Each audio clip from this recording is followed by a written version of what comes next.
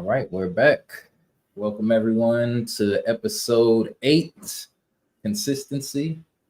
We're here on Juneteenth, June 19th. Of course, that's a special day for African Americans. You know, the day they say that we were, or the last states had officially gotten free. I have seen some discrepancies about that, but we won't ruin the holiday spirit, man. How you doing today? I'm doing great. And, we're not going to spend a whole lot of time talking about that, but I definitely encourage our young people, elementary school, middle school, even high school, to look into it because what you don't take the time to find out about, people can just repeat it on you. And you don't want that. And there I talked about this on a previous episode. There are people teaching in universities that chattel enslavement didn't even happen here in the United States. Mm. So, that's dangerous that people with PhDs would teach something like that. And so this shouldn't just be a day where people get off from work and sleep in and go eat out and go to concerts. It really should be a day when people understand that your great, great, great grandparents were forced to build this country for free. So I'm gonna hit the pause because I can go No. on that topic. Yeah, one thing I do want to say about that yet is this is somewhat of a new holiday. I forgot when it probably got established. I don't even know to I think pinpoint. I think it officially became a holiday at the beginning of the Biden administration. Okay. Yeah, Okay. I'm not mistaken. So yeah, I felt like as a holiday, I do think it has some ways to go just in terms of the information that's going to be shared, topics that are going to be discussed today. Uh, I know Kendrick Lamar is having a concert, for I don't think it's necessarily for Juneteenth. I know his birthday had recently passed, so he's having a concert in LA, kind of doing the Not Like Us stuff and all of that. So, but I think that there's, I'm not gonna hate on the holiday because I think it does have potential to, inform people in the future. But I think, yeah, I just don't think it's all the way there yet. Of course, it's not as established and as well known as like the 4th of July or other, Independence Day stuff like that. But I think it's a start. So, I won't look at the at the negatives or anything either. I'm gonna be optimistic about it moving forward and There just you try to go. use this day to, our advantage in the future. So There you go. yeah, that's our Juneteenth. Wouldn't be right to just completely skip it on today, but we have other things to talk about. Frank, you want to lead us off? Yeah, if I'm not mistaken, and I don't know how this didn't come up before, I believe that June is Black Music Month, Oh, really? if I'm not mistaken. I didn't know that. And oh my goodness, this is if we stick to our normal schedule, this would be our last time doing this in the month of June. I mean, it's Yep, that is right. It is for the people who didn't know, like me. yeah, it is this month, right? Yeah, I was just trying to double check because there's so many different observations but of course, as music aficionados, we we definitely want to acknowledge, you know, Black Music Month, Mhm. and there's so many people who have done it big, from Cab Calloway to Duke Ellington, Marvin Gaye, Billie Holiday, Mhm. Diana Ross, Dougie Fresh. There's just so many people that need to be acknowledged. And so for some people they would say, well, what's the big deal about acknowledging artists? And in the United States, some would say that our problem is that we worship entertainers. Mhm. And there may be some truth to that. However, for me, I look at the positive, to the point that you were making about looking at Juneteenth. I look at the positive contribution of musicians. And when you think of, it takes a nation. Um, I forget the total title of that Public Enemy Mhm. CD, but there are musicians who've actually absolutely pushed the culture forward. And it's very easy to criticize artists, and we've been critical. I've been critical of certain artists who we feel have set us back. But then Mhm. there are those artists who have helped to push us forward. Poor Righteous Teachers, Nina Simone. We can go, we can go on and on with those artists who helped to push the culture forward at their own risk. Because some people feel like, take somebody like Bob Marley, and there was a Mhm. movie that recently came out about him. Mixed opinions about the movie. Mhm. What I will say is that there's a biography that came out about 12 years ago that's really good. But some would say that Bob Marley didn't just die. Bob Marley was killed. That's what some people would say, allegedly. Some Mhm. people would say that because of how revolutionary his music was. And he's not the only one. So for me, that's when I think about people like Bob, Nestor Marley, and those people who push the culture forward. That's why it's important to acknowledge Black History Month. And of course, as somebody that really appreciates gospel music, Richard Smallwood and Kirk Franklin and Harriet Jackson. In fact, I need to say this. I'm not sure. First, I'm not sure if there's been a more impactful gospel artist since Mahalia Jackson. And that's no slight to any of the artists who are in the game right now.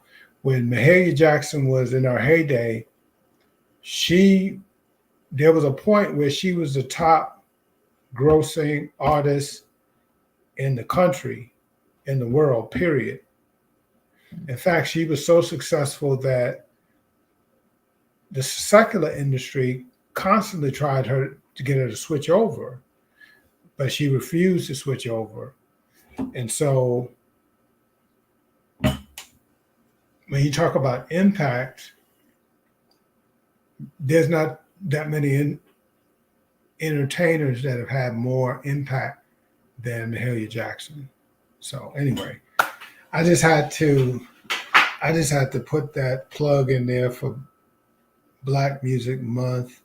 Mhm. And there's some people who would have us to believe that other folks created all of the music. But just because the complexion of jazz music has changed a lot today, let's not forget that Black people started jazz. Let's not even try to get it twisted. Just because some of you have gone to a jazz concert and the complexion of the artist and the audience has been white for a minute. Yeah. That's been sort of consistent, but the artists have changed over time. And I'm not saying that it's bad that white artists are appreciated the music form. I'm just saying that we want to make sure on this Juneteenth that we remember who started it. That's all. This is Black History, Music History Month. So, all right. Yeah, shout out to Black music. That's a main focus of this this channel. So, always want to highlight that. I didn't even know. So, thank you for informing me, because it's not anything that's promoted. Well, I guess it's one of the lesser known months. Everyone else has a month. So Yes, sir. So kind of piggybacking off of our last conversation, and really, Dre, you can rightfully take the lead on this, because you were the one that said, I think that a good segue from our last conversation is to take another step and really take a look at, what does it mean to forgive? And, I saw something, and we can go ahead and kind of jump into this a little bit. Forgive.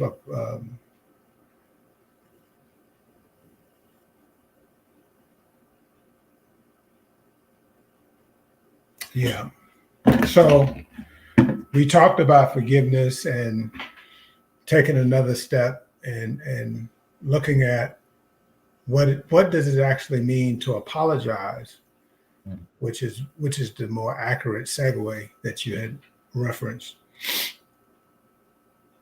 I don't know if you heard, but Howard University, they asked, well, they didn't ask, they rescinded Diddy's honorary degree. Mm-hmm.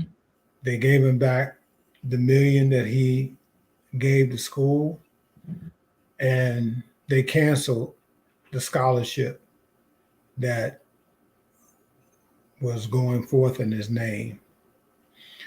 Now, other people have experienced similar types of treatment. Dr. Bill Cosby experienced a similar kind of fate with, I believe, the same university.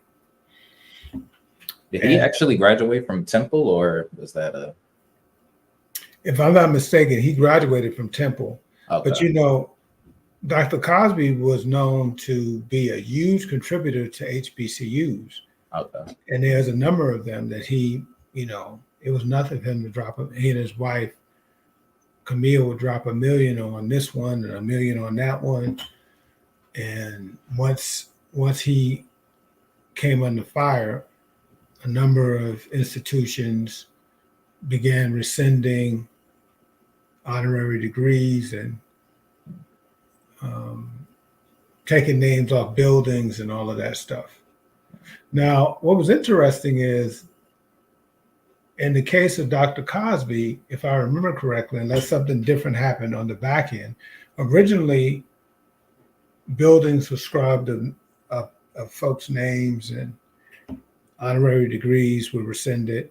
But initially, I didn't hear anything about money being returned. So it may have ended up getting returned, but in the beginning, I didn't hear anything about money being returned. So in this case with Diddy, I understand that they're going to give him back his $1 million. So I know that Diddy had took to social media to offer an apology, Mhm. and there were people who were critical of that apology. So I know that you had done a little research on what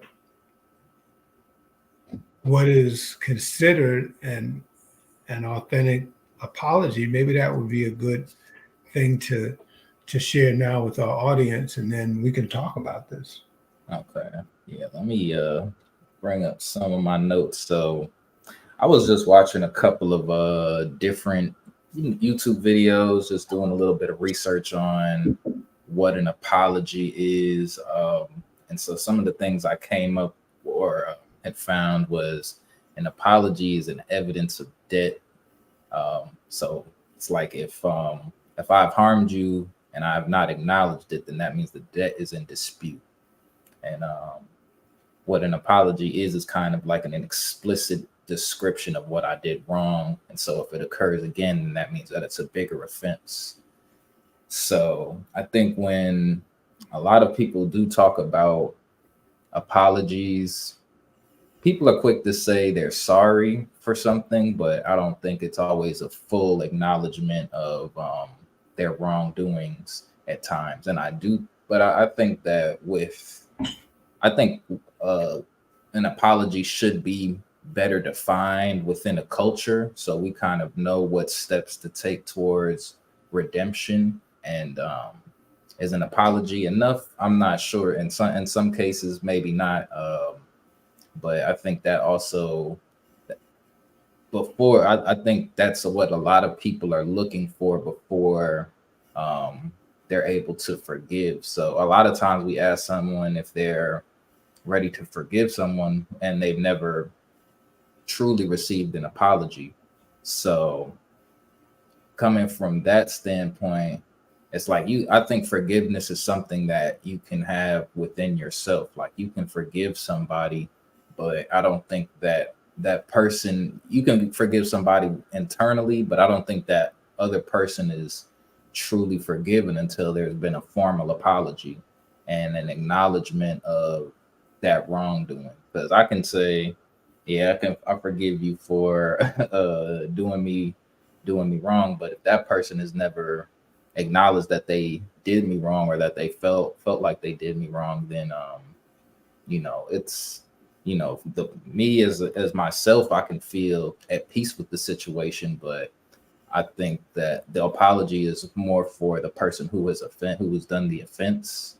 And I think that that's kind of something that's left un un still it's still open on the offender side if they never formally apologize or seek to right their wrongs in that sense.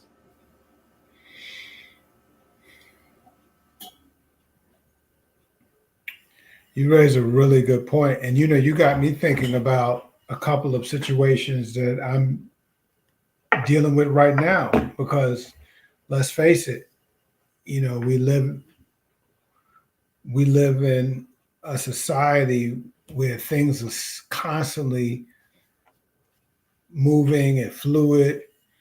And if your work brings you in contact with people, with a lot of people, chances are high that you will have the opportunity to be offended. And here's a question that I have for you as it pertains to this.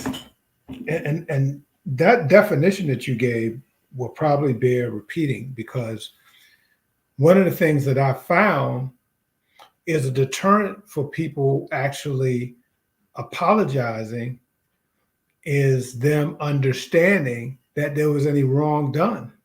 Mhm. Because a lot of times people feel like, especially today, where less and less I feel like there's a shared moral compass. Mhm. And I think you were the one that kind of addressed this in a previous session.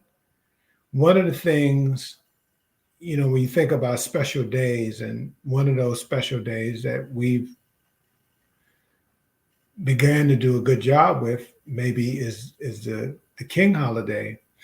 One of the things that was admirable about that time, not that I was there, but from looking at it from a historian standpoint, people would come together and often they would use the principles eschewed by people like Reverend Abernathy, Dr. King, Hosea Williams,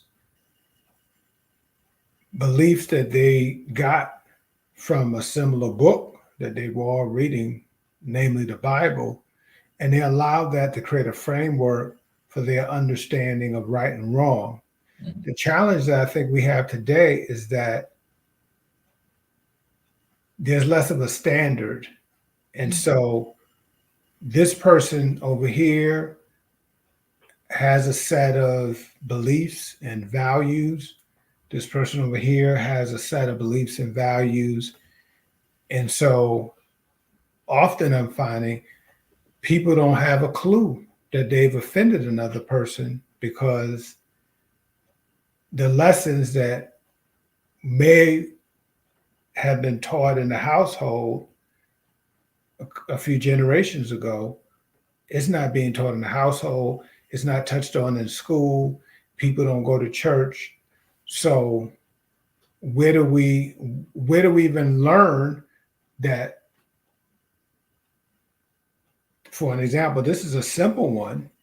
You and I both would agree on this one, but you'd be surprised that people don't even get this. Person walks into your house and they find a 20 on the ground. Nowadays, nowadays people feel like, well, it's on the ground. If this 20 meant something to if this 20 meant something to Dre, surely it wouldn't be on the ground. Mhm. Now I think you and I would agree that we understand that if that 20 is on the ground in your house, that's your 20. But now, because there's like not a common understanding of what is stealing and what is one person's property versus another, a person may take that 20 and not understand that there's an apology necessary because they don't even realize that that was theft. Mm. Yeah. That's a very good point. Just in terms of people not having the same standards and same value system. Um, and I think actually that's kind of where music right now is one of the connecting factors, which isn't necessarily the best thing, but it's one of the last things that we have left that, you can kind of get some commonality in terms of cultural togetherness. So I think, but when you listen to the messages that we're getting from a lot of this music, which is mainly by misguided youth for the most part, so that's one of the issues that we're facing with rap or any type of music being the more helping us develop a moral compass. But if you just think about how things are developing, even when it comes to relationships. If you think about what a girlfriend is, what a wife is in today's standards. So it's like so many people are talking um, about just. I think I was thinking about this the other day, like, since people aren't necessarily, well, from my observation, the rate of people getting married and things like that has kind of dropped.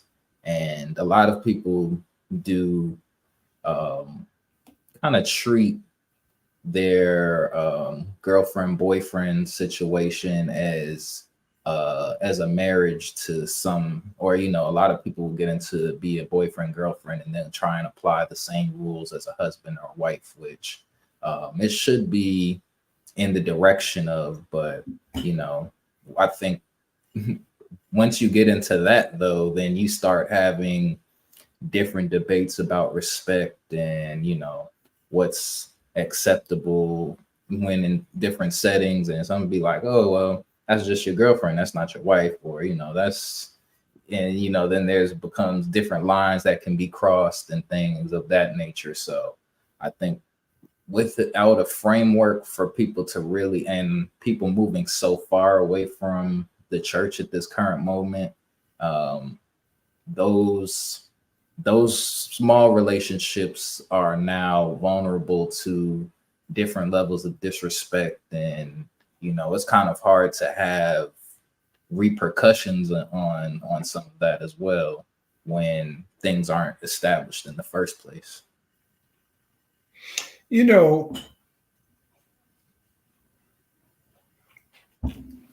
You raise a really good point about not operating from a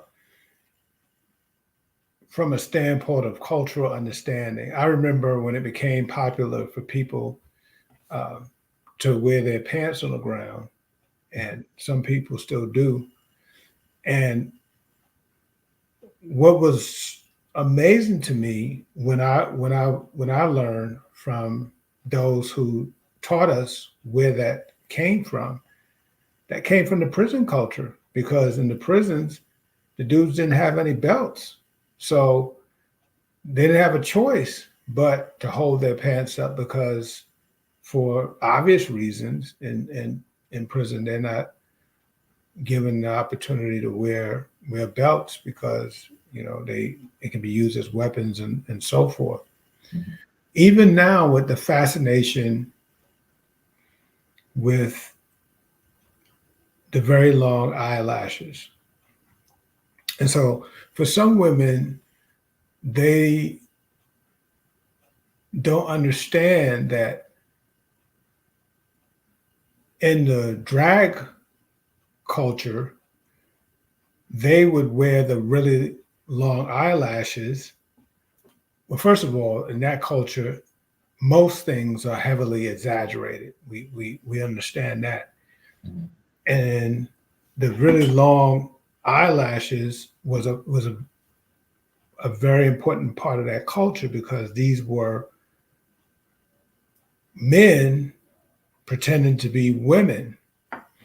And so much of what now has become common in the thought culture, back when I was growing up, we understood that this is how prostitutes dress. And so it's it's amazing that, again, we've gone so far left or right, however you want to call it, as far as understanding where different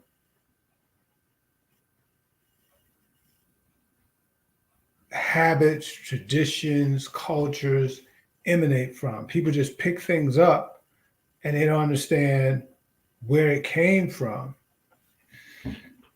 And it's sad, because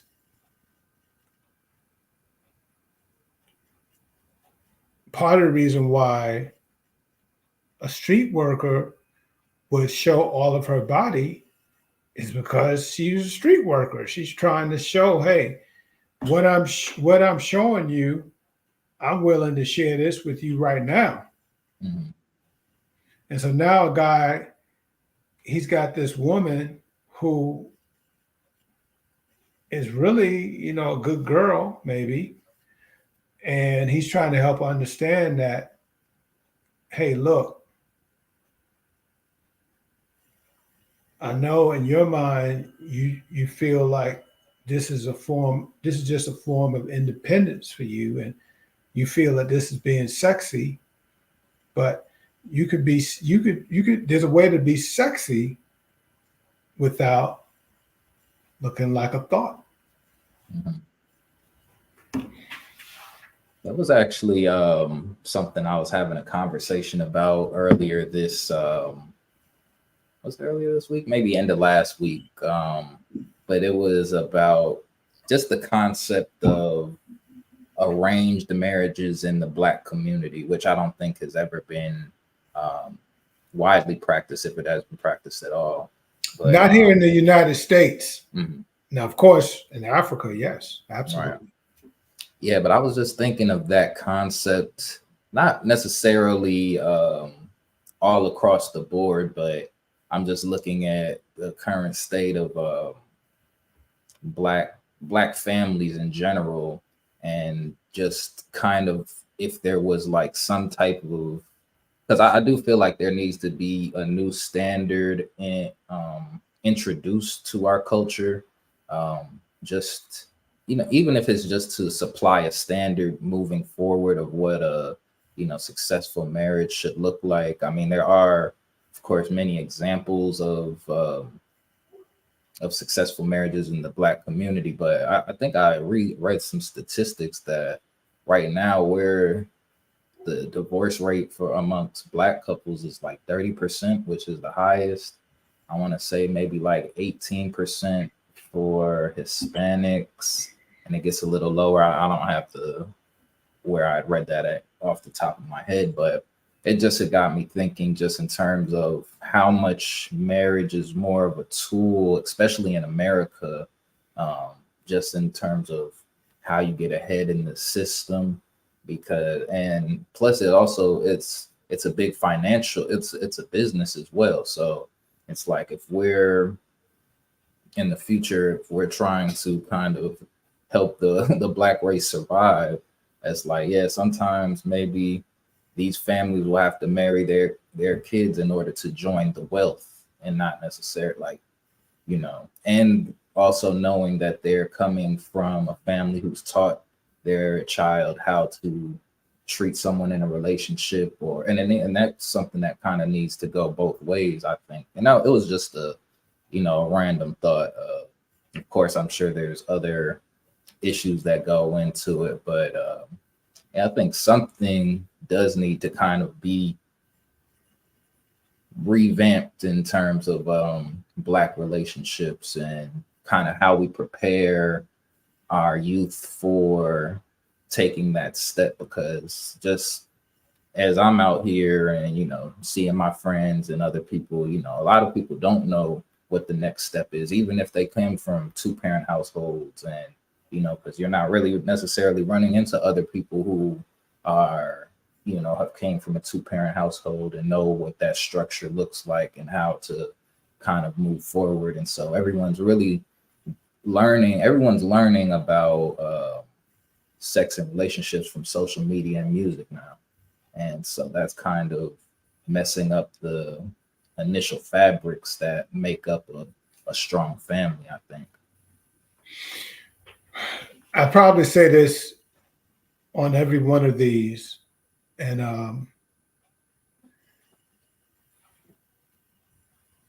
I'm so passionate about this, and I'm so godly proud of you for standing up as a representative of your generation to say, okay, and I addressed this before, because there's some people who they have an opinion, but they're not willing to put their opinion on the line to shift the culture. And when you offered your bold critique of the hip hop culture months ago, I thought that you were definitely one of those people poised to be a leader for these times. As a financial coach, I can tell you fundamentally when you think about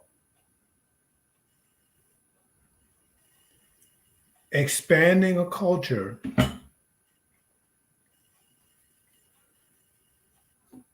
expanding and growing as a race, one of the pillars, one of the fundamental key institutions is marriage. When you look at just about every billionaire, they're married. Just about every millionaire, married.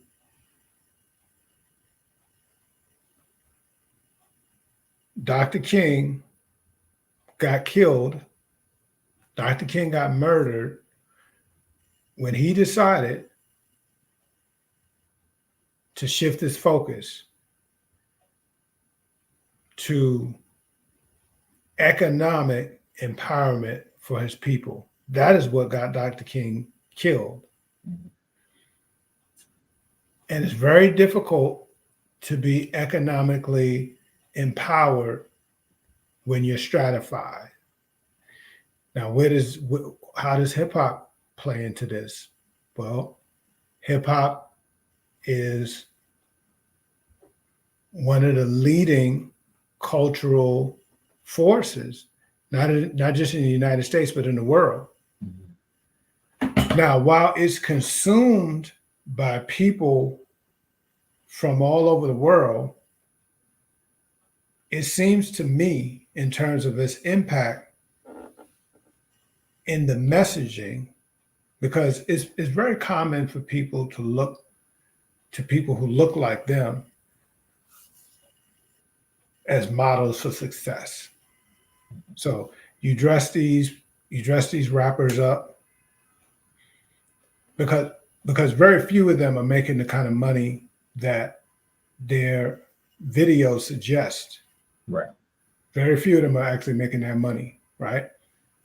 And this is a fact. This isn't because I have mentors who have loaned out vehicles and houses to rappers as props in their video.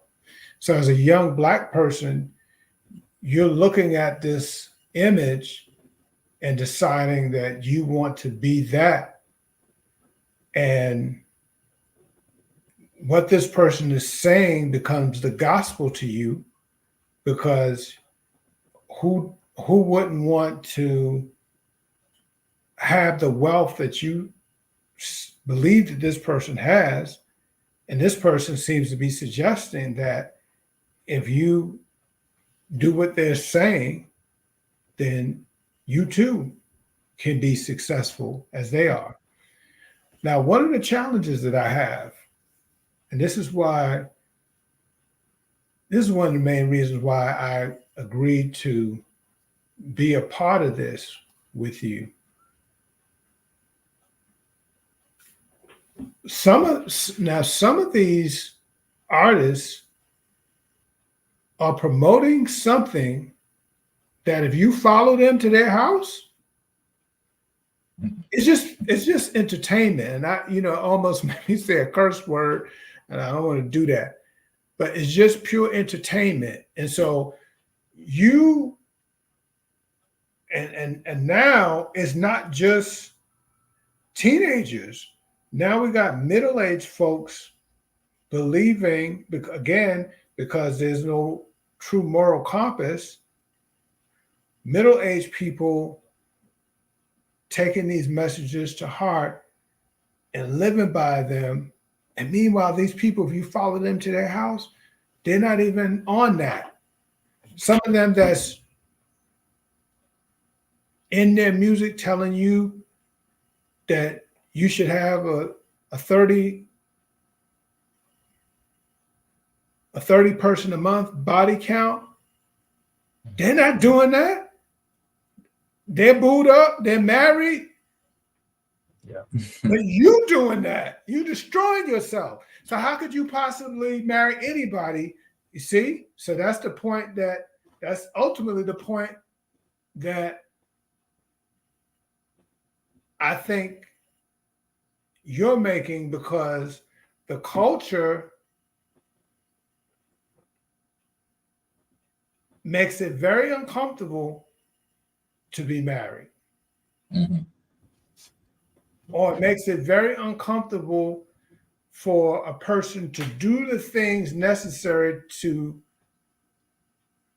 be attractive to someone within the scope of marriage. Right. Mhm.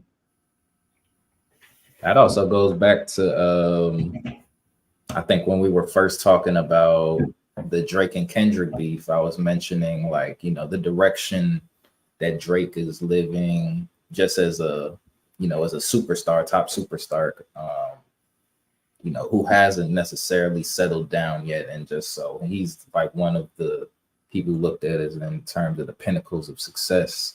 And I think I had the comparison to like Jay-Z, like when Jay-Z was at the top, and that's when he had married Beyonce. And then they kind of took that narrative and, moved. I think that was kind of a better look. I think that's still probably one of the strongest images of Mary, although they've had their relationship problems, public and problem, of course, probably in private. Um, but I still think that it's very getting married is not the cool thing to do in hip hop at all.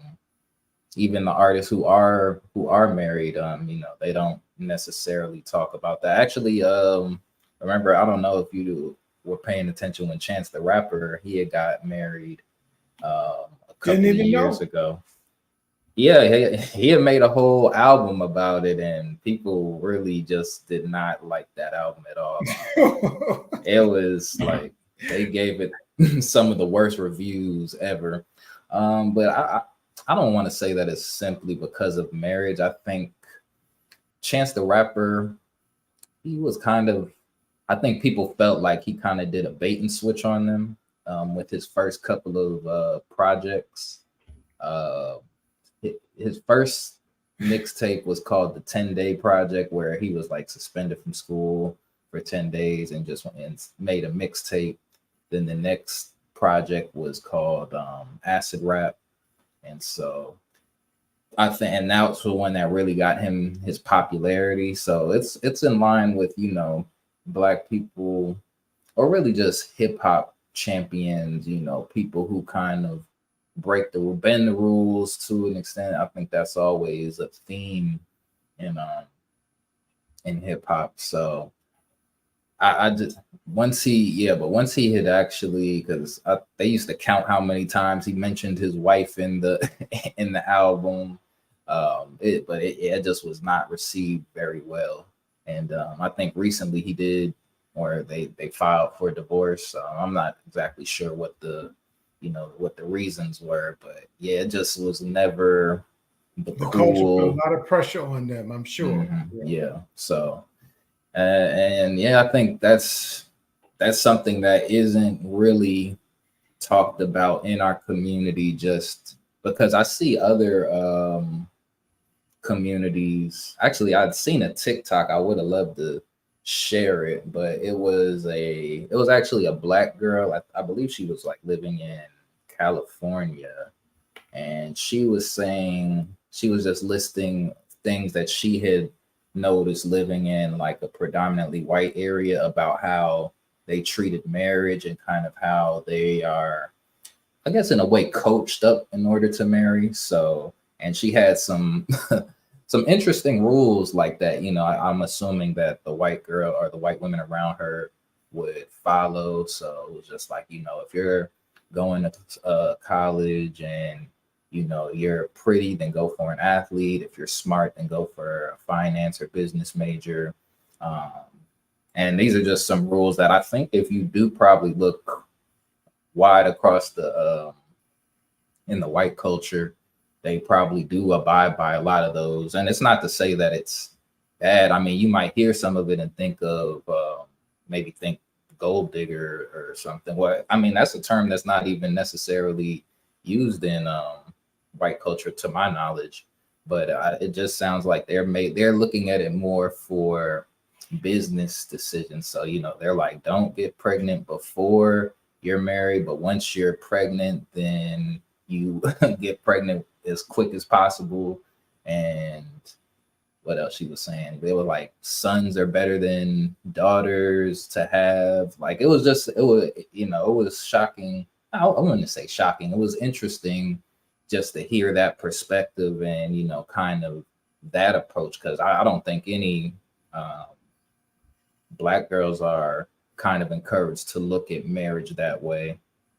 But I think that has now started to, but I think that's also another reason music kind of, I think it has women thinking more about what can be provided for by the man, which is something that I think is important for women. Like, you don't want to be with someone who is incapable of providing for you. So I don't really hold that against women for having standards, honestly. So, but I do think that it's something that needs to be talked about. But that's kind of where the concept of like a plan, like, we needing some type of a couple of arranged marriages just to show some, successful things moving forward and kind of help people just know what to look for, maybe proper occupations that can, sustain a family. Because there's just, I just see us lacking so much structure in that avenue, even when it comes to the full blown weddings. Like, I've been to a couple of Black weddings. I've only been to one white wedding, but that white wedding was extravagant. Like, they really had, like, I would say, I don't even want to give it a ballpark number, but you can tell that it was paid for, and in return, I think they received some really good gifts as well. So, just culturally speaking, I feel like we don't really, we're not fully using the tool of marriage in America, and I think that's another reason why we continue to struggle and we're continuing to fall behind, because money is lost when we're not pooling it together. So, if we're constantly just in these situationships and, having babies out of the wedlock, then there's a lot of opportunity lost there. We're spending a lot of unnecessary money, whether we're operating in two households and things like that nature. So, I think all of those, as we're trying to get to a stable point, we're going to notice that a lot of these little things that we continue to do are really hurting us in the long run. So, a couple of things that you said, and normally I always have a pen on me.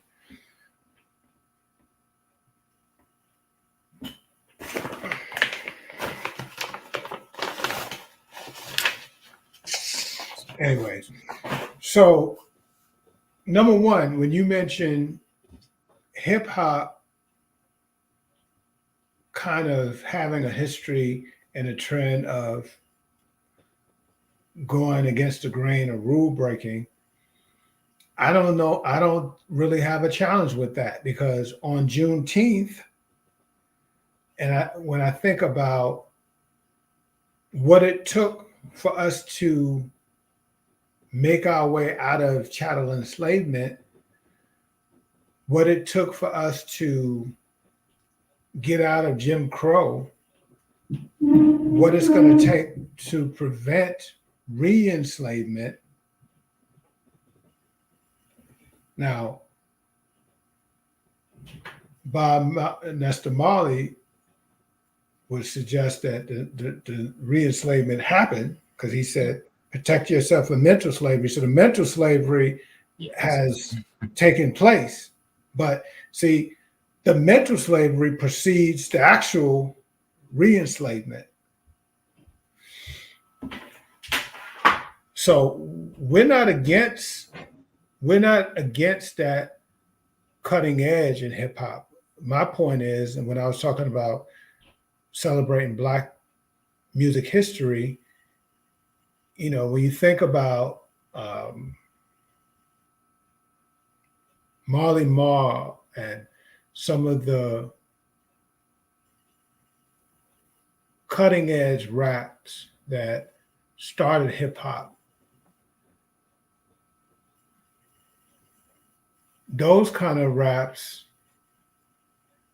has the ability to not only continue to tell a story, it also provides a path, a path out. Mhm. Now, I don't want to let this whole idea of arranged marriages go away. And it's amazing that you bring that up because I ended up in 2 conversations about this recently to show you that it's a conversation we need to have. Well, first of all, and um, his name just went out of my head. Dr. Umar Mhm. has been talking about. He's been questioning the validity of monogamy for a minute. Mhm. We're not going to have that conversation here right now. But what's clear is that the system that we have right now is broke. One of the things that they did in America to push us away from a marriage situation that could actually last and stand the test of time was they couched the idea of entering into marriage within the realm of fantasy. Mhm. Hollywood painted this picture around the fantastic. They made marriage about a wedding gown, about Cinderella, about all this stuff that doesn't build institutions, doesn't last. Fantasy is designed to fade. So Black folks have been trained in the fantastic, and so when you're a people without hooks in your history and you're trying to grab onto something, then you're gonna okay, this is what marriage looks like. This is what I do. For better, okay, whatever you tell me, that we're gonna go with that. Right. Meanwhile, when you look at the Jewish culture, one of the most successful cultures in the world, well, they've got years and years of tradition driving the institution of marriage and how they approach it. Mhm. When you look at the Chinese, when you look at the Indians, not the Native Americans here, I'm talking about Indians from Right. India. Because the That last was where I got the concept from. Mhm. yeah, the last conversation that I had about this was with one of my clients who is an Indian from India, and she is the product of an arranged marriage. And her and her husband, because here's the knock on arranged marriages. And I'm not going to say that there may not be some that aren't loving. You know, some of the arranged ones didn't go well. Mhm. But this particular couple, they're loving, they're happy, because I've had the opportunity to communicate with both of them. They treat each other with respect. But Black people have been made to think that arranged marriage in some way has to mean bondage, Mm. your loss of freedom. Because I didn't get to choose the person that I fell in love with. Mhm. Well, apparently that's not working very well because we've fallen out of love. honestly, with that too, there's too many options as well with social media.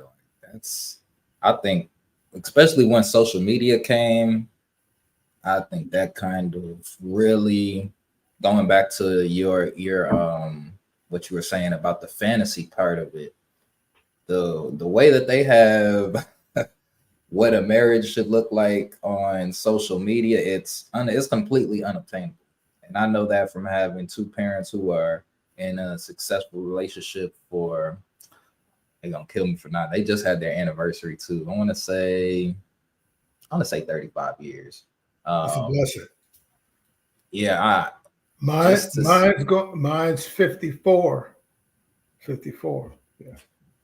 yeah, it's like some of the way that they have that, or they have people what they want from marriage, it's not really possible. And I think that's why I'm looking at it at the current rate that we're going. I'm like, marriage is just going to continue to decline because people are not going to be able to meet those expectations that are being placed on us, men and women. Like there's a lot of high standards for men when, one, financially, a lot of us as men aren't even at the point to where we haven't been saving up to for marriage, and therefore we're not going to be able to afford these extravagant wedding in most cases that a lot of these women are looking for. And if you're when you see a lot of these marriages kind of, these, so I'll call them social media marriages, it's normally too high. Well, now it's it could be a streamer or a TikToker, but a lot of it was high class athletes, marrying, or you don't really, they definitely don't see too many rappers getting married, but just when you see the extravagant weddings and the big bachelorette and bachelor parties, all of that, like it's just something that it's not very common in our community anymore. And it's just, when you said that fantasy, selling the fantasy and not the actual um the actual real benefits of the marriage, whether it's financial support, emotional support. Like I think those are a lot of the things that we're not even people might not even be asking those on on the first date, but that's the more important aspect than people falling in love. Because I also think that people's concept of love is really thrown off as well, with because people fall in love with somebody's social media presence instead. Like, do you think that that's real love? Like, people be in love after they meet on a dating site, and then they meet them in person and think that they're in love with that person. But truthfully, you don't know anything about this person. You know what they showed you on social media and what they showed you on their first date. And so, now you're talking about, I can't even say people be like, oh yeah, we're talking about marriage now. I don't see things moving that quickly, um, especially here in Atlanta. But yeah, I think another thing that I was thinking of when you were talking about the fantasy was, I was watching, it was a movie. It was with Morris Chestnut was the main guy, and Vivica Fox. I'm trying to think of the name. They had like Two Can Play at That Game, I think. Okay. That might have been the movie. But I was like, is this a lot of the things that they were showing in that movie? I was like, man, this is just as detrimental as people say rap music is. Like, some of those romantic comedies and stuff, like, and she was just talking, it was like how to get your man back in 10 days, something something to along those lines. And it's just like, I could see the need for it to an extent for women who are dealing with a breakup and kind of need some type of guidance, but at the same time I was like, this isn't the greatest advice for some people. Just a lot of it was a lot of just tick for tat, and feel like when you were saying that, they have this fantasy that's like, where are we learning these things from? And it's from just all media. I won't even just say rap and movies, but just what the media has been feeding us of what it takes to be in a successful relationship and what it takes to have a successful marriage.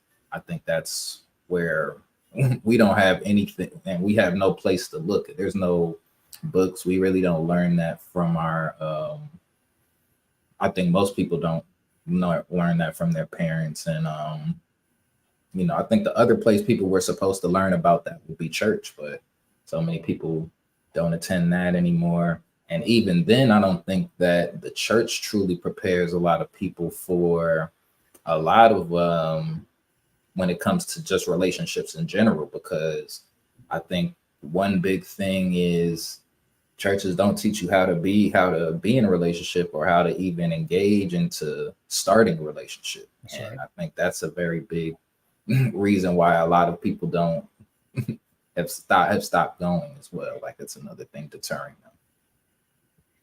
them. You said a mouthful, and one of the things that I found, which is purposeful, and I just kind of, as you were talking, started to make the connection, because one of the things you taught me is that right now the female rapper is king. And it just hit me. I said, that helps to explain it, because what I'm finding is that more than ever before, the women relationally are more confused than ever before. There was a time where the women were more grounded in terms of what a good relationship and what the pieces to a good relationship were. And now the tables have turned, and you find that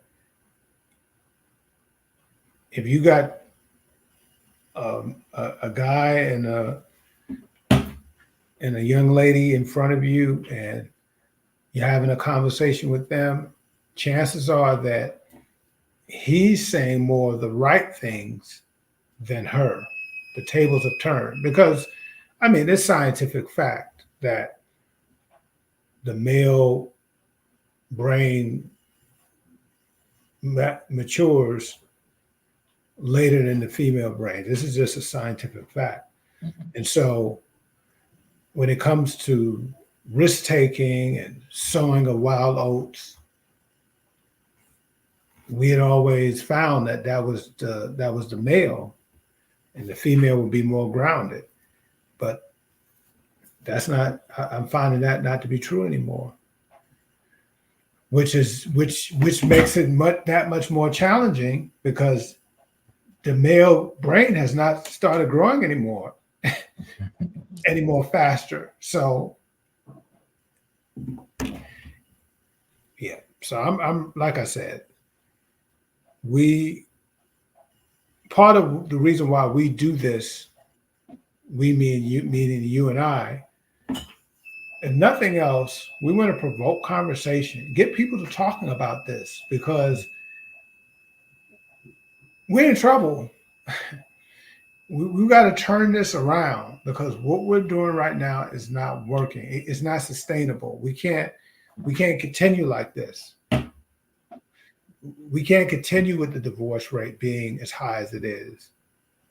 And we need the culture to shift. People like the Honorable Louis Farrakhan, he's been trying to help shift the culture and do his part. But we need so many more to chip in and help shift the culture. And quite honestly, whereas he's been really strong in terms of addressing these issues, a lot of the people who have a similar platform to him in Christendom haven't done their job. So the people who have the same kind of platform as the Honorable Minister Louis Farrakhan as a Muslim. Many of the people in Christendom with a similar platform, they're not doing their job.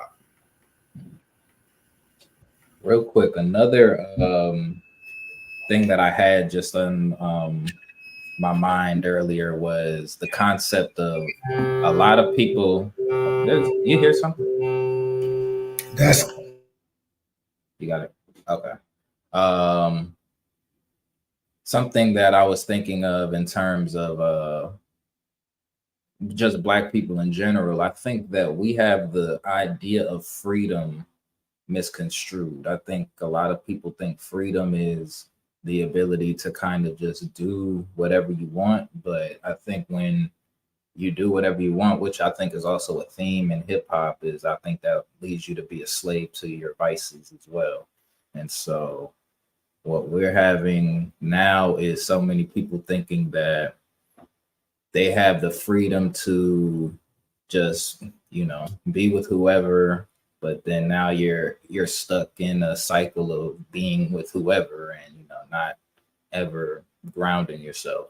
So I had that. I wrote some things down, and so let me see if I can find those notes that I had written down, because I was just thinking, and I think it really, and one reason I think Black people are so rebellious is I think due to slavery. And I've always said I think once we were released from slavery, I think that the general consensus was that we were just supposed to die off in general. Like they didn't necessarily put forth any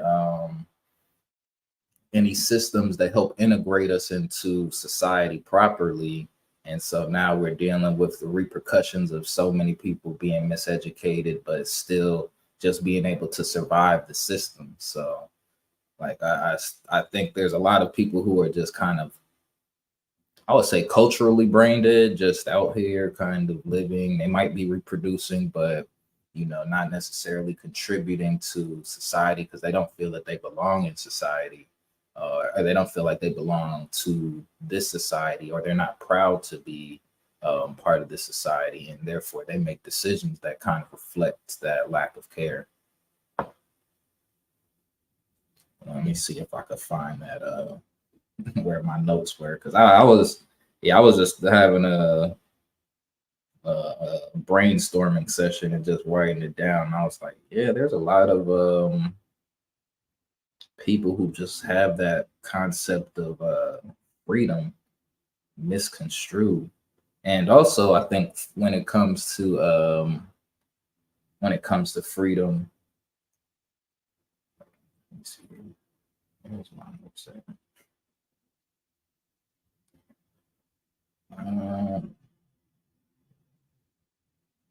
I was reading a book called, or listening to an audio book called The Compound Effect, and it was just talking about how just all the small things can really grow into a lot much bigger things, which was more of the basis of like when I was thinking about just marriage or all the little things that I think Black people are kind of doing wrong at this point. Like a whole bunch of mistakes just leads to detrimental results in the long run. And so I think we continue to just like, okay, yeah, well, myself included, we're just doing one small bad thing here, or just not saving this, spending that extra dollar here, and all of that is compound effects because we're building habits off of this, and it just continues to compound until we're in a really, really bad situation, or we're nowhere close to where we should be after X amount of time has passed. Let me see, where was this? Yeah, people think the freedom is the ability to do what they want when you want, but this is okay. So that was really all that I had for those notes. But yeah, I just wanted to bring that up really quickly. Man, there's certain things that Yahweh has you to say, and I'm so glad that you say it, because of course with this snow on, people kind of expect to hear me say certain things, and half the time you're saying things that I really wanted to say. And so on point, I was looking at a young lady just the other day and thinking to myself, like, wow, I wonder if she understands that this lifestyle that she's chosen is has her looking like she's chosen that lifestyle. Mhm. Because here's the thing, what they don't tell you when you're sent on that thought-tastic journey is once you come down,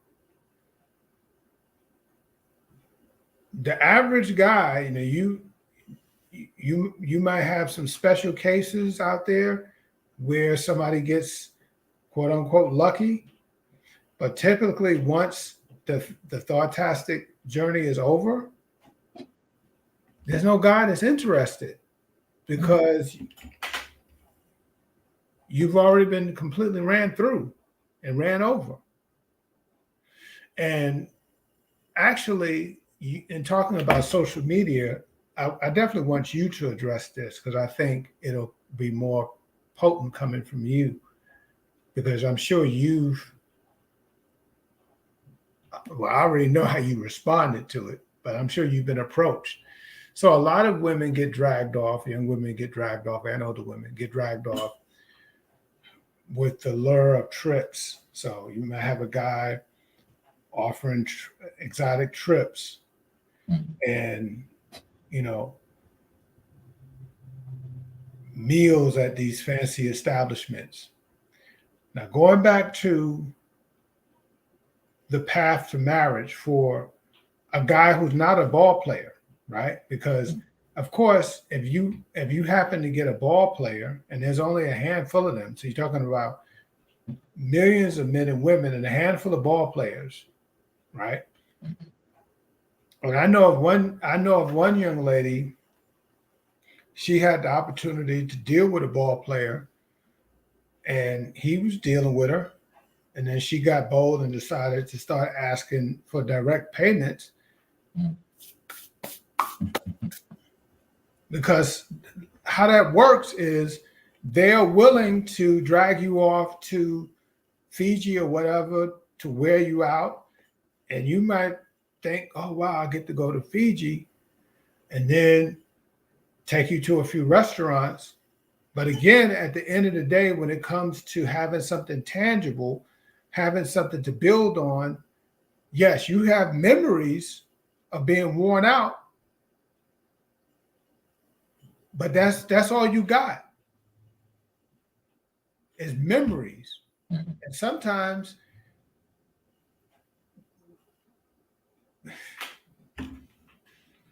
oh my goodness. How do you going back to my question, how do you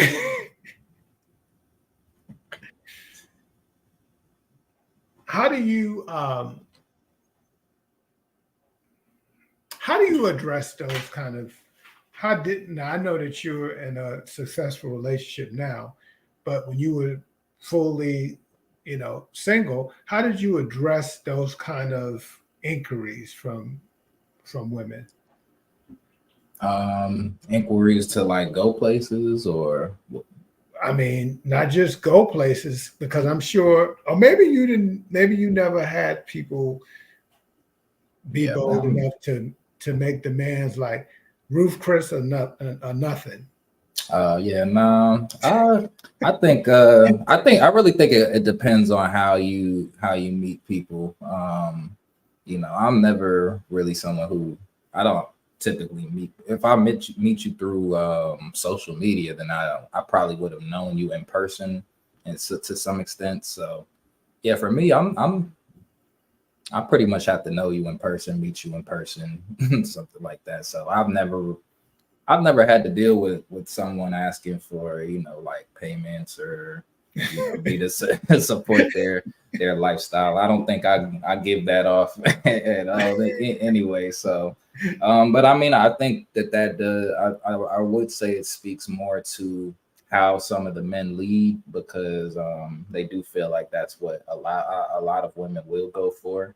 Uh, so yeah, I think with social media, that's a way that people do tend to stand out, which is another reason why it's harder today to kind of have a successful relationship, because or I'm kind of of the belief is, and I don't know how many people I feel like a lot of people wouldn't agree with this, but it's almost like once you get into a relationship, then you would kind of you would need to almost abandon social media these days, because I would say one, it's almost like you're still marketing yourself as single to an extent. I do know people use social media just to keep up with their friends, but in the grand scheme of things, it's just like anybody can come and find your social media. So if somebody finds you attractive, then they see you, they might shoot their shot.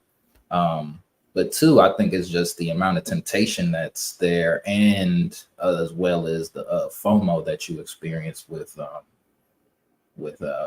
social media, because it doesn't matter what you do. You could just go on vacation, and then you guys come back, and then she'll see, oh well, they went to vacation and then they skydive. So now you gotta, you're always one upping and competing, like and now people, I've never been someone to, well, I can't say never. I learned to stop posting certain things about relationships, because it just, one, it leads the expectations to the people who you're posting to. It's like that's a very that's something in It's a trap. yeah, it's like it's always a lose-lose situation, because now you're next time you have to go bigger and better in order to show your love is growing. You have to, so it's like you're now in like 30 different relationships just by posting to to social media, because this person might feel some type of way, or there's you never know what you're opening your relationship to when you start posting on social media, and hopefully you don't go viral, and now you have millions of people looking at just how you guys are feeling today. And if you're not happy, or if you got into a routine of, oh, I'm gonna send a special note, or write this person a special note on social media every day, and now one day you miss, now you got 30 people looking at you like, oh, what's going on? Now you got questions, and so I feel like it's almost like just having these eyes on you, everything that you do is just kind of smothering the potential for relationships to continue to grow in this day and age. And I just don't see it getting any better anytime soon, unless something significant happens, because we already don't have the tools to handle the marriages as it is, and just with things getting worse, and the loss of just privacy, it's looking spooky out here for the future.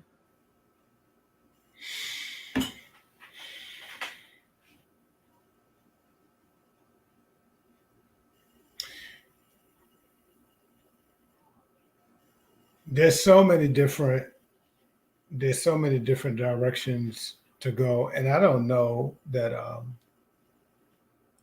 if we have completed what we were trying to do with the idea of an apology, but Got what it I started. yeah, but what I do know is that um, anybody that watches this will have enough material to have a conversation with your significant other, with your family member, with your buddies, because we touched on a number of really important themes on this particular segment. And unfortunately, my time is up. I've got to hop, but um, my hope is that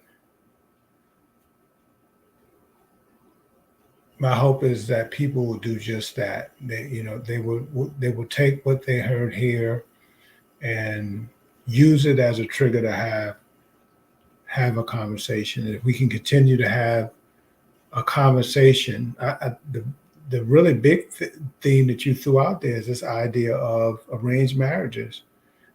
I would challenge people to look into it, and for some people, that might be the way to go. Or let's look at those cultures that are doing it successfully. What can we learn from them? That we definitely are not saying that one size fits all, because even in those cultures like India, not everybody goes the route of arranged. So we definitely are not saying that everybody doesn't choose that route, but a lot of people do. Yeah. And especially, go ahead. Especially just from a family perspective. Like if two families are like, okay, we're raising our daughter to, know how to do this. Because I think it cut like, just when I was thinking it wasn't necessarily like, oh, at birth you're paired together or you know who you're marrying at birth. I think like, there can be, I think it kind of leads back to the concept of community. Like if people are growing up in a similar community, learning similar values, which we were also talking about today. Just in terms of like, I think there, if you're growing up in a community, you have a couple of boys in a class where they're learning how to deal with their anger in a proper way and how to channel some of that aggression, and women teaching them just how to deal with men, or in relationships in general. Like I think when I'm thinking of arranged marriage is more just like giving a little bit more structure to what we currently have, because I think those are things that a lot of people run into when they're trying to find out if they're going to be able to get married. Like, so I think a lot of people do get into relationships with the idea of marriage, but then they start to realize that there's so many things that they don't know just when dealing with someone else, like a whole another human being in a relationship that's supposed to last a lifetime. I think we just kind of need to set up some things that help people develop those skills. Well, that sounds good, and I'm all for it. And that's part of the reason why why we're doing this. So again, thank you for all that you do to make these sessions possible, and we're going to come back together and figure out what's next. What's the next step. And we've got our eye on some people like you mentioned before, who we're going to begin to include in these conversations. And prayerfully, by the time we reach deep into the fall, we'll be looking at a whole nother level of momentum with what we've started. So I'm grateful. All right. Yeah. So we'll end things there. Thank you everyone for joining us. Happy Juneteenth. Thank you, Frank, for joining me and continuing. We're staying consistent once again. And I think they're getting better and better every time the conversation is flowing. Still want to hear from the viewers. Leave a comment, let us know your thoughts on it. Is that a completely far-fetched idea? Do you think that has some potential to work, or any pieces of it? Because we're once again, we're not here talking as professionals. We're just having a conversation, and we're trying to bridge a gap between different generations. And we really want to have these conversations in bigger settings, and we want these conversations to travel and continue, and get everyone's thoughts on them so we can continue to improve the community.